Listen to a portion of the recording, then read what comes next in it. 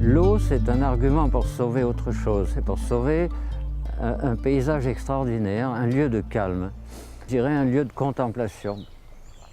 Étant donné que pour moi c'est essentiel, j'ai mis tout mon savoir-faire à essayer de sauvegarder ce système par tous les moyens, et celui de l'eau est un bon moyen parce qu'on en manquera. Je me suis mis dans des associations de protection de la nature pour avoir une tribune. Et de fil en aiguille, on a non seulement fait face à tous les risques d'aménagement locaux, mais il a fallu échafauder toute une théorie de conservation de la rivière qui s'est trouvée correspondre avec la protection de l'eau. Alors vous avez ici le type même de ce qu'il faut faire et de ce qu'il ne faut pas faire. Derrière, vous avez la rivière en train de divaguer avec ses méandres.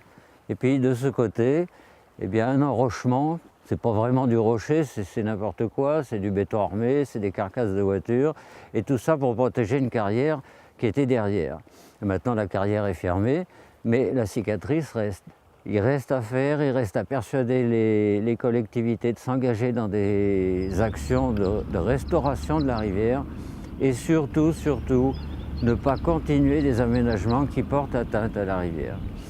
Et si nous sommes ici, pas loin de Saint-Thior, c'est parce qu'il y a un projet de traversée routière à Saint-Thior qui va forcément faire passer la rivière sous la longueur du pont et empêcher la divagation à gauche et à droite.